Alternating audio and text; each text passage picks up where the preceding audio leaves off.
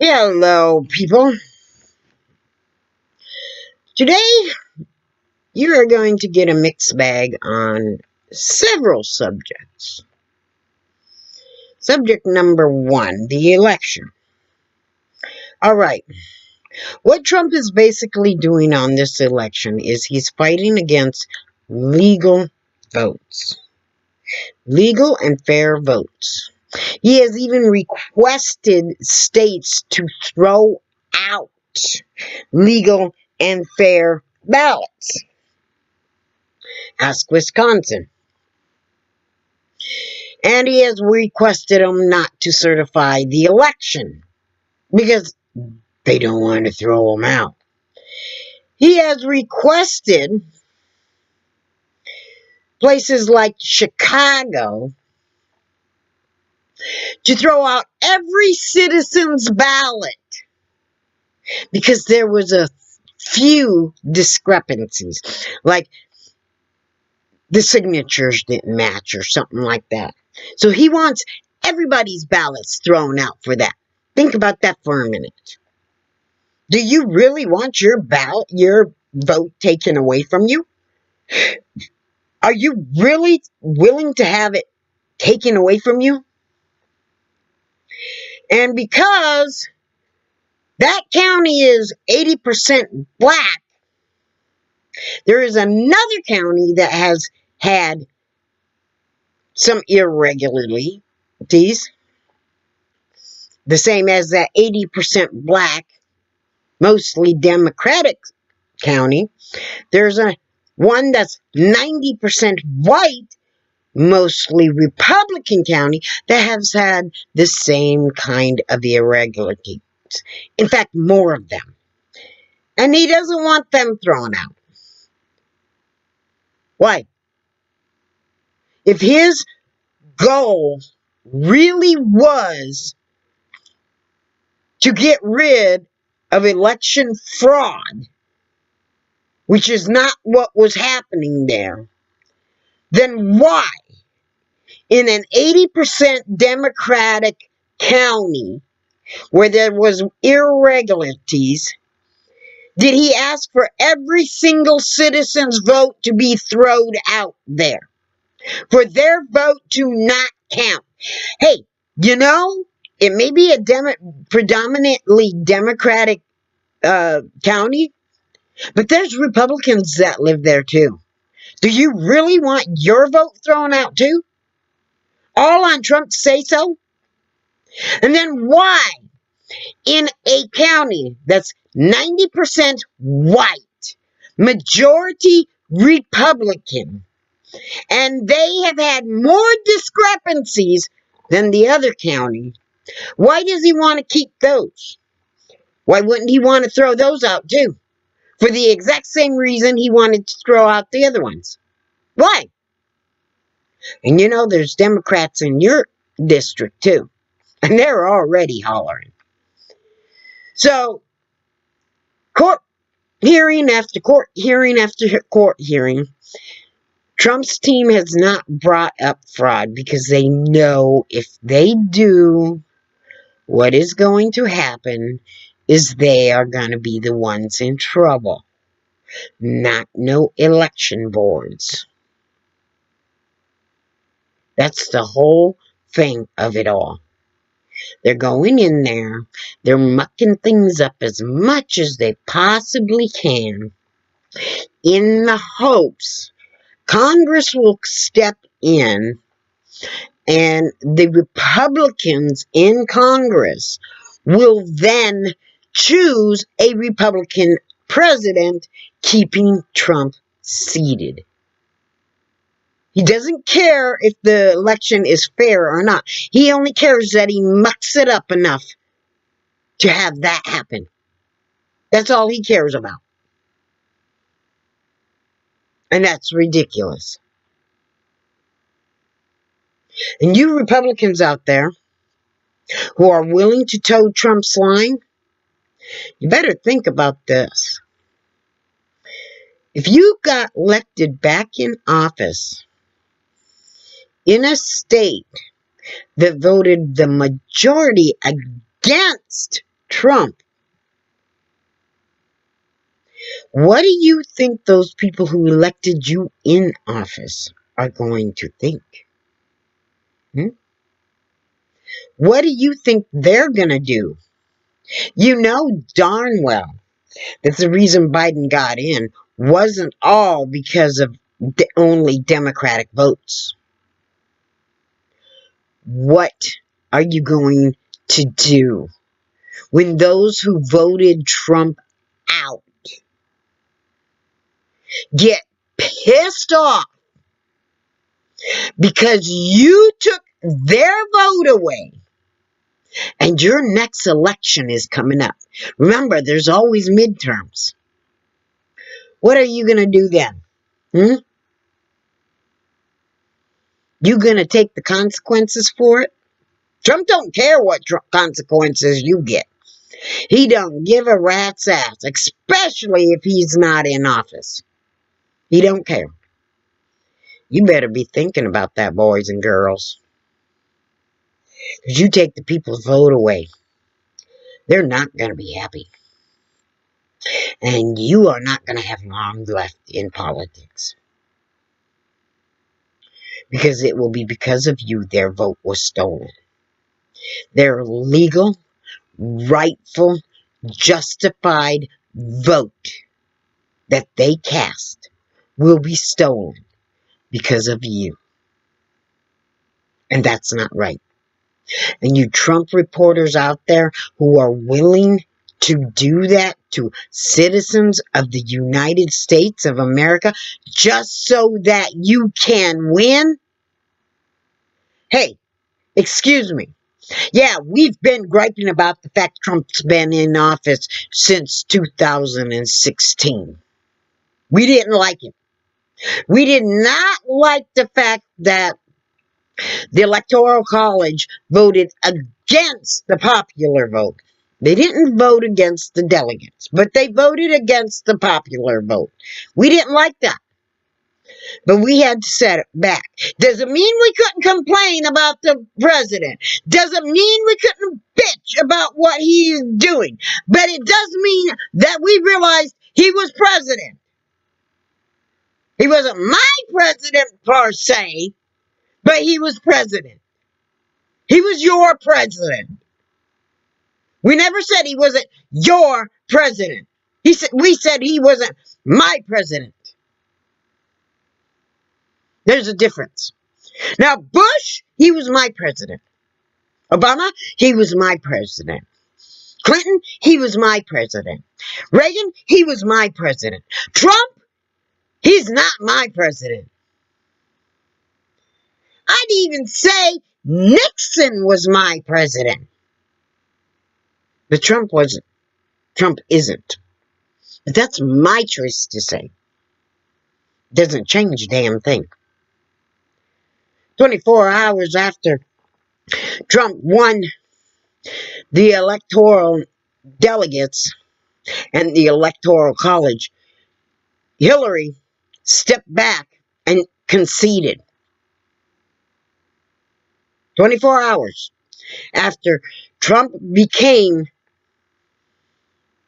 the president-elect, Hillary stepped back. Excuse me, please. Thank you. 2 days after that election, Obama invited Trump to the White House. Excuse me, please. Thank you.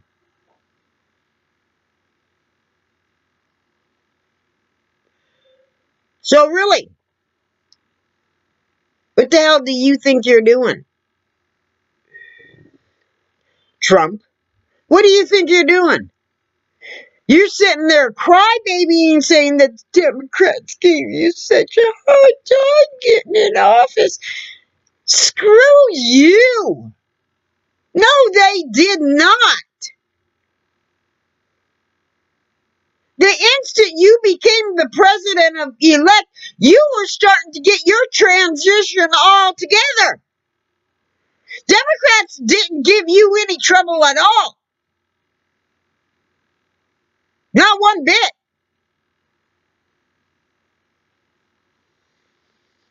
get realistic on that. Get your brain wrapped around that, baby boy. And that's what you are, is a giant baby boy. Now to go on to the next subject. Going on to COVID. It has something to do with the election. Biden needs proper briefing so that when he gets in office, he can have his feet on the ground and ready to go for whatever comes forward. To make sure he gets his policies right, to make sure he's got the PPE going where it needs to be going, to make sure that he knows how much PPE he has, to make sure he knows how much he's going to need, to make sure he knows where the testing is needed the most, to make sure that the equipment to take those tests are available. He needs to have his briefings. If he don't have those briefings, he's going to be behind when he gets in office. And that's going to be Trump's fault. Personally, I think on that front, Trump is hoping that virus comes out before December when the Electoral College also votes him out of office. He's hoping that that vaccine will be ready and he can start giving it out. That way he gets credit for it.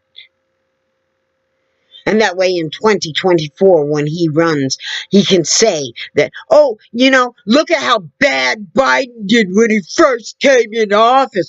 I'm the one who got the vaccine out. He's also hoping that if the vaccine don't come out before he is out of office, that he can point at how slow it took Biden to be able to get that vaccine out. Because Biden was not getting the daily briefings he needed. No, Trump, we're going to remember what happened. At least most of us are. We're not that stupid. I know you said all the voters are stupid. But all the people that voted for you don't add up enough to be able to keep your ass in office, first of all. And there's plenty of proof of that, because you're out. So, you better be rethinking your strategy. Because the only thing it's going to do in the end is hurt you. Now, if Biden bungles the vaccine, getting the vaccine out, after he gets in his briefings like he's supposed to, and things are being done like they're supposed to, fine, that'll be on Biden. But you keep on blocking him, it's going to be on you, Trump. It's going to be 100% on you. And I'm putting this video out so that everybody can remember this. Okay?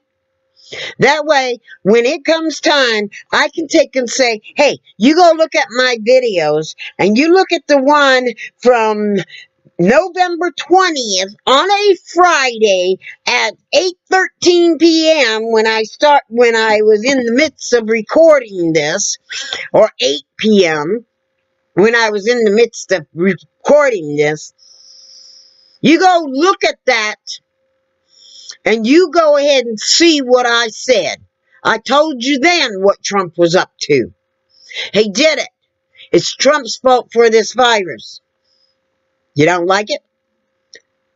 Tough. Not my fault that Trump's an idiot. By osmosis, the way you think you're going to get rich from Trump, excuse me, you've become one too. And he's done brainwashed you. Now, on the close downs of COVID here in Iowa, we need to close down for about 2 weeks. We need to ramp up the testing. We need to make sure school children are properly tested. We need to fit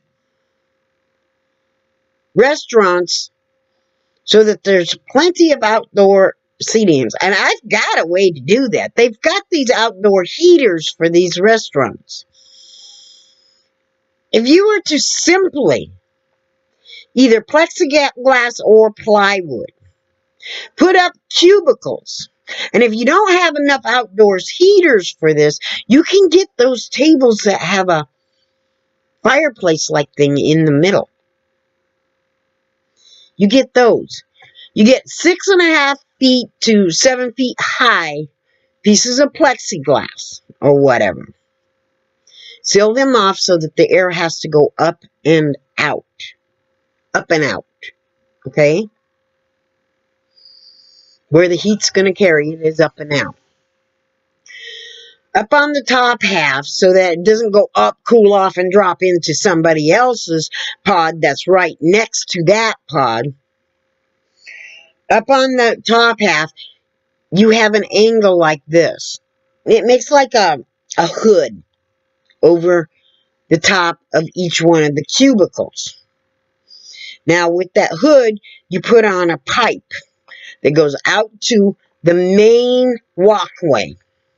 And then that runs down the main walkway to one end of the area where there will be, and it's all it needs to be is a dryer style pipe. That's all it needs to be. Bring it out to the center main walkway. That goes down the main walkway up to where there's a enclosed fan around that. And then that fan constantly, gently sucks air through that. That way, from one tube, it doesn't go out of here, down to the next place, and into the next place. No, it's constantly drawing all the air to the far end of the enclosure that you make out there. That way you can put every table side by side. But because there's a plexiglass between everybody, a little cubicle plexiglass with its own little door, with its own little, seating area, with its own little heat thing in there, you can keep it running during the winter. It'll keep it warm during the winter. You can keep it running even after COVID is done. Think about that. All you need to do is, like I said, you need it to be wide enough for a table and 4 to 6 people of a family to sit in. Okay?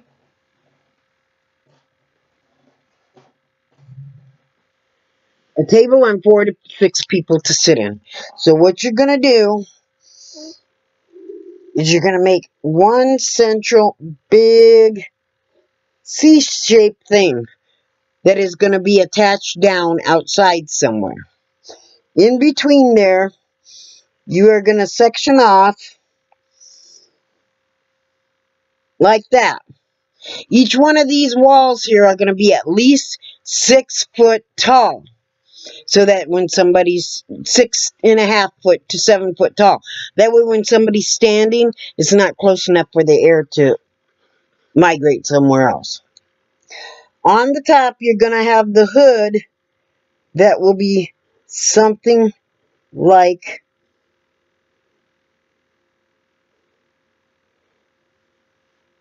this. And you're going to have a door right here that allows for the people to go in and out. In the center of each one of these, you're going to have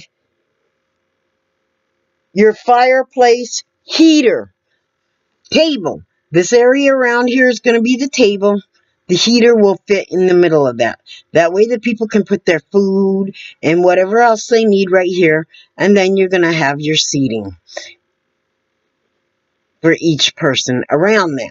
And you're going to have each pod sitting together like so. That way the plexiglass keeps each person away from being able to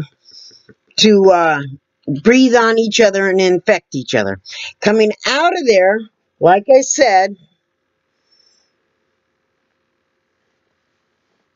will be a fire, like a hose from your dryer.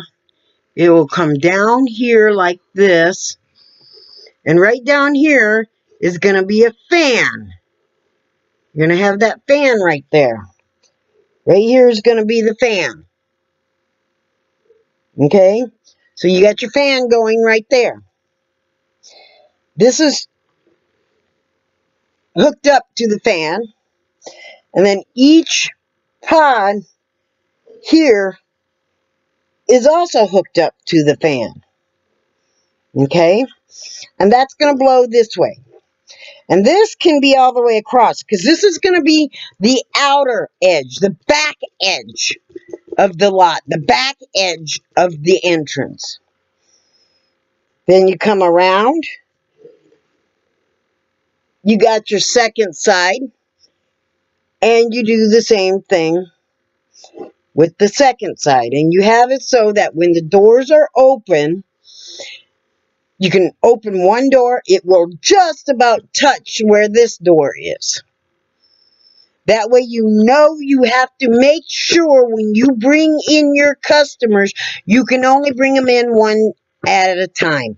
Or bring them in on a row here and then bring them in on a row here. You cannot have these doors open all at the same time. That keeps you from inadvertently infecting somebody. And it also makes it so that it's more of a narrow space here. So that you don't have to have so much of an outside space. And being that these doors are on here, it makes it so that you've got that screening between you and the customers that are in there. So when you bring in your food, like you see, I put the door, let's say this is one of the pods, and the door comes out this way, and your entrance is this way. What the person has to do when they walk in, when this door is closed, come a little bit past from the pod, set the food down so that they can open this door, and then bring it out. Have those folding, like, table things where they can set it down and then put their food on top of it. That's how they need to do it, is have one of those portable little folding trays that might even attach somewhere on the back edge. Say the back edge here. You know, I should be this way with it. So the back edge here, it might attach there. That'll make all the doors so that they open this way. That way, when the person walks in, they can open the door, come in, and feed the seated people. Either way, however you want to do it. It makes it so that you don't have to space out the table so far. It also makes it so that after COVID is done with, you double your seating. If you can figure out a place on your restaurant's lot that you can put that, you double your seating. Because during the summer months of the next following year, or the winter months of the next following year after COVID, you still have that seating area for them. And you don't have as much of a need, because the COVID is gone, to have that fan going up above. You doubled your seating. Now, if you don't have the space to put a pod like that in, my other suggestion, instead of a pod like that, you've got your building here. Okay? That's your building. You put pods right next to the building like this. And you got your seating just like you did before. You're opening doors here. And then you've got your tables that have the fireplace in it in the middle of it. Just like so. And then you have your little hose coming out and running along the top edge of this, or coming out and going up on the side of the building and running out like this, so that it goes to the area where the fan is going to be sucking out. And if you've got a place that is cemented all the way around, you can put those pods all the way around your building like that, sealing them up and putting them directly next to your building. And that makes pods for you so that you can seat people. Think about how many tables you can seat on the outside of your building. And then that way, with as wide as most pedestrian sidewalks are, that pod does not take the full pedestrian sidewalk. Pedestrians can still come and go as they please.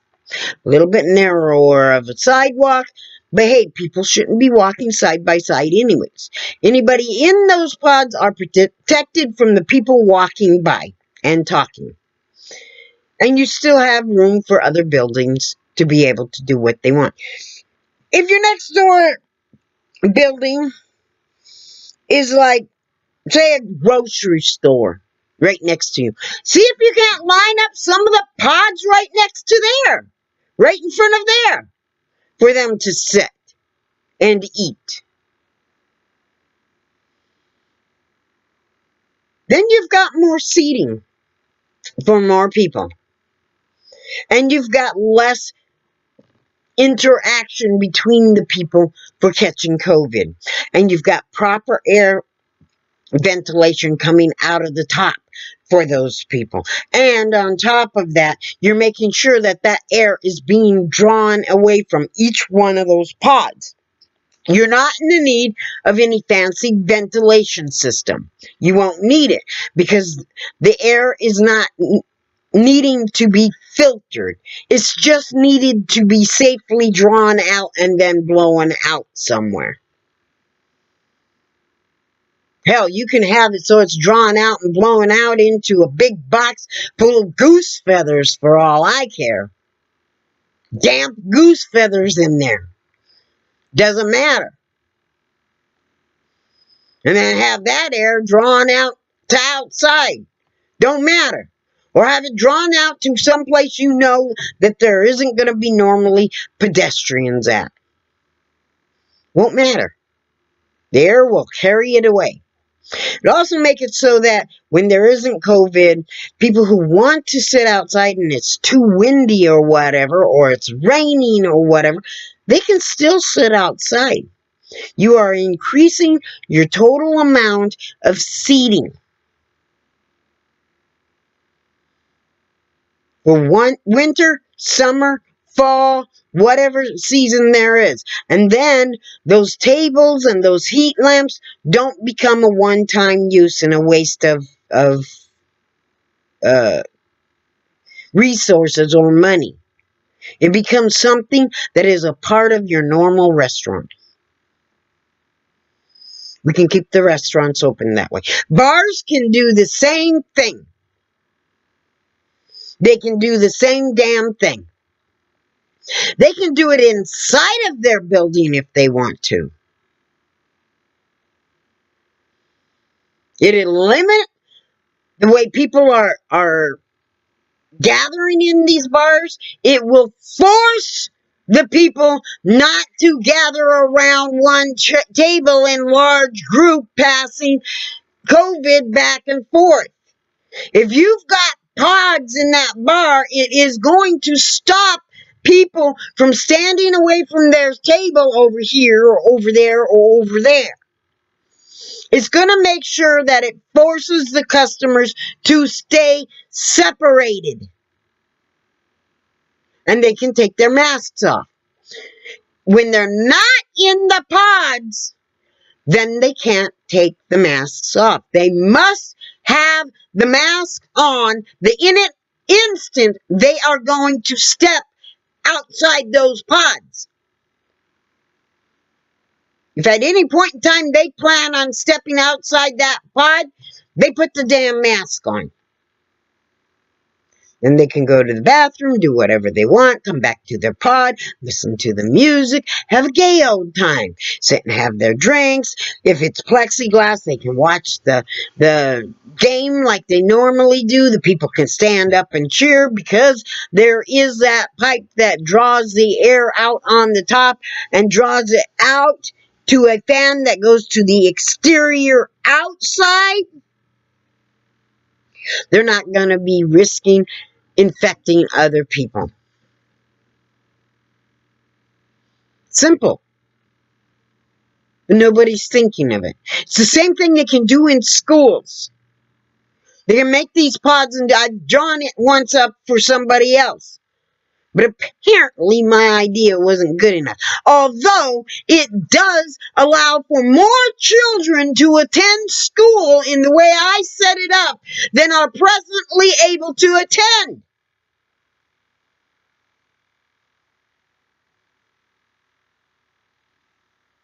It allows for more students in the classroom.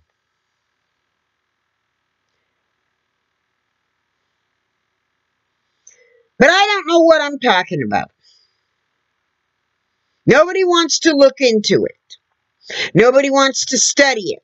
Nobody wants to see if it's a viable means to make sure we can get more kids into school. Nobody wants to look into it and to see if it's a viable means so that you can increase the seating in restaurants. So these businesses don't go out of business, so that these students can get the interactions they need in school. Nobody wants to look into it. You know why? Because without Trump doing anything, nobody wants to truly solve the problem.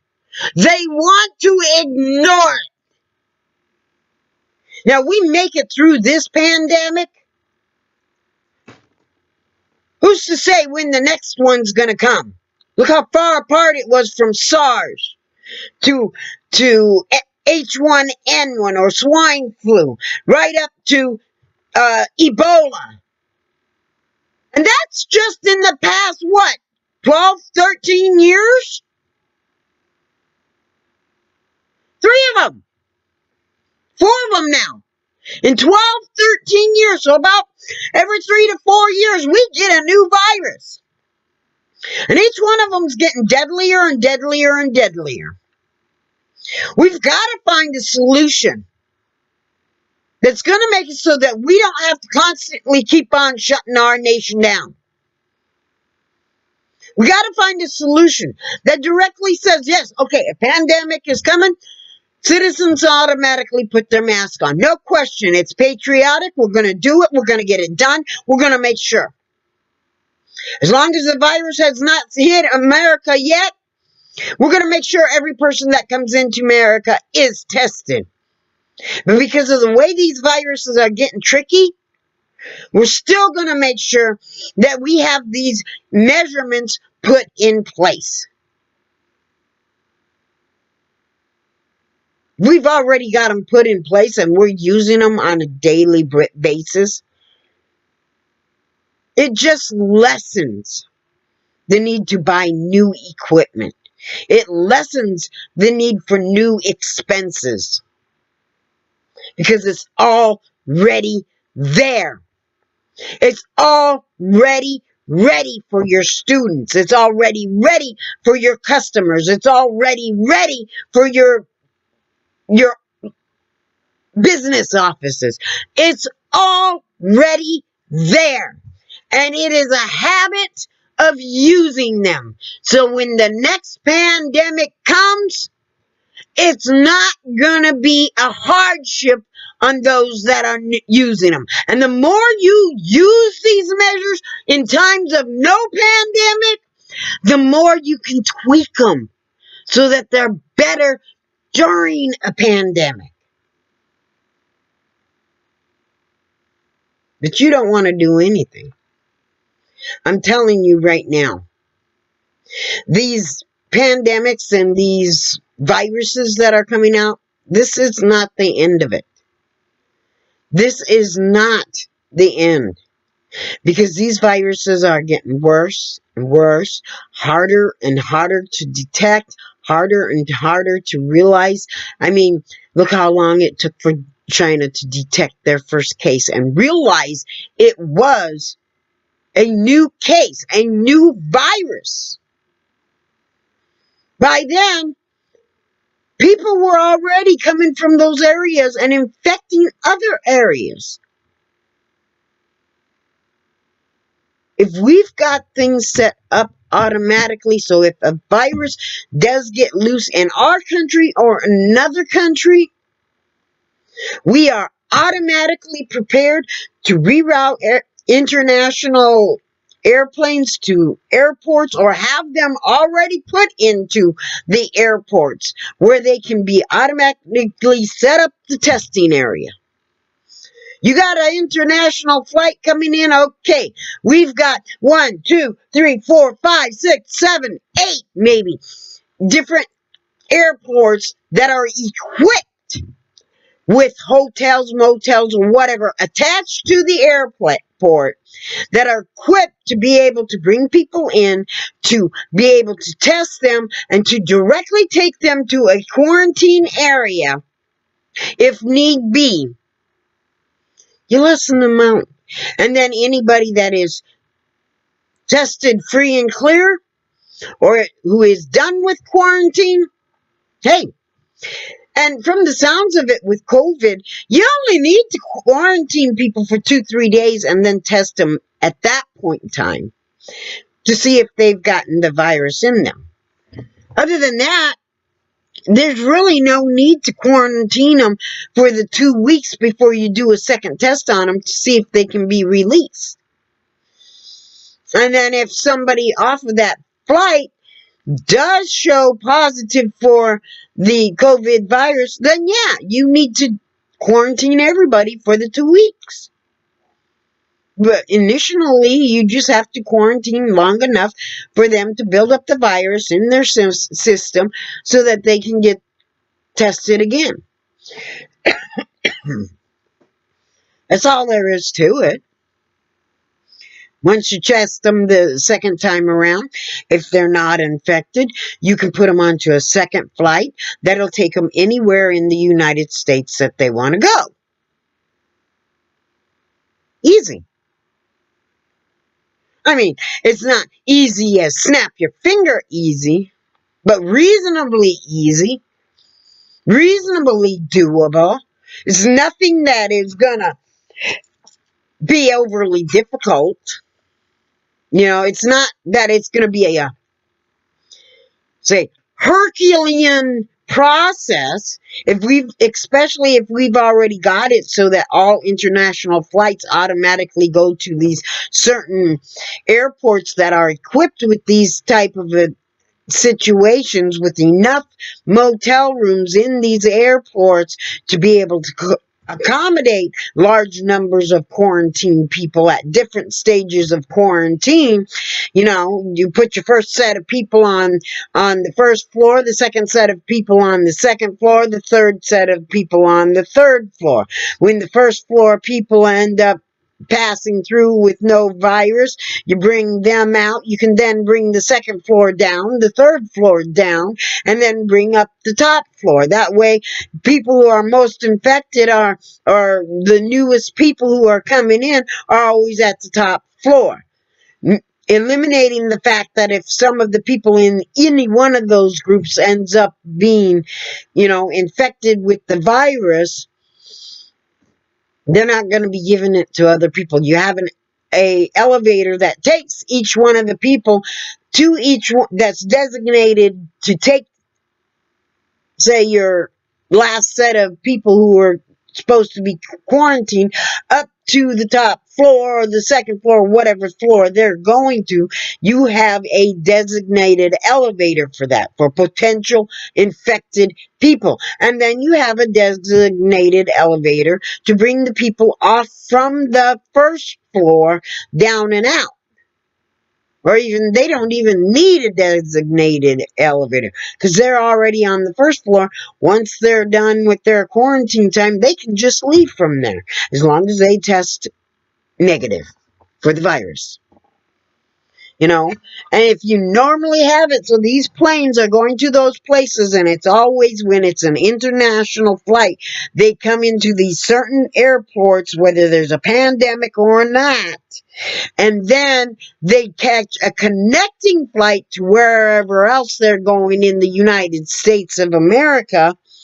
If you always have that, including for private flights, if you always have that these international flights have to go to certain airports, then you're always prepared at a moment's notice to set those airports up so that you can be able to test and quarantine any international traveler. Same thing with cruise ships.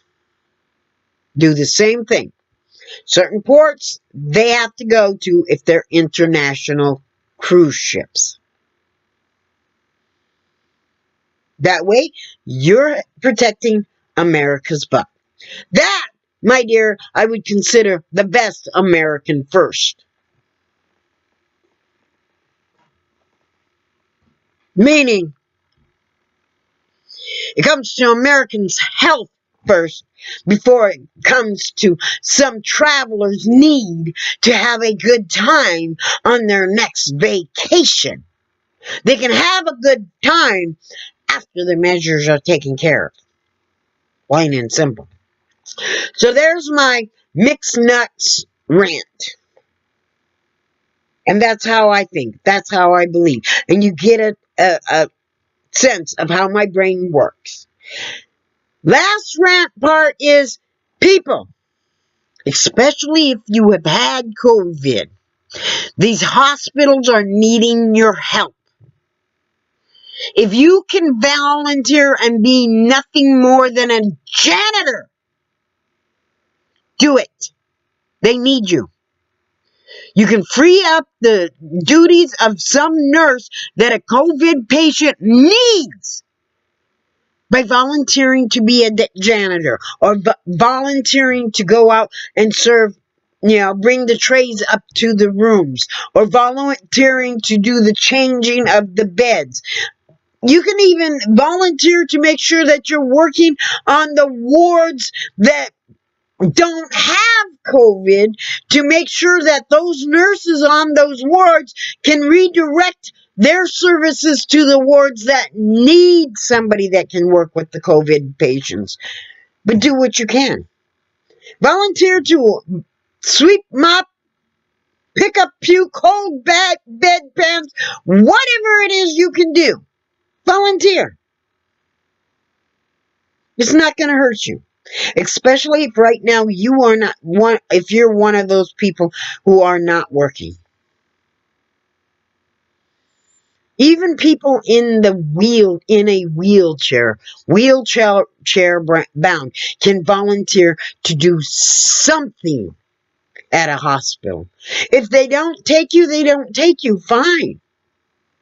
But at least you volunteered to give them your service, and you let them know whatever your limitations are so that they know if they need you to volunteer, they can pick up that phone, they can call you up and say, hey, I know you're in a wheelchair, but we need somebody to do this with the paperwork. That way we can free up this nurse to do that. Do it.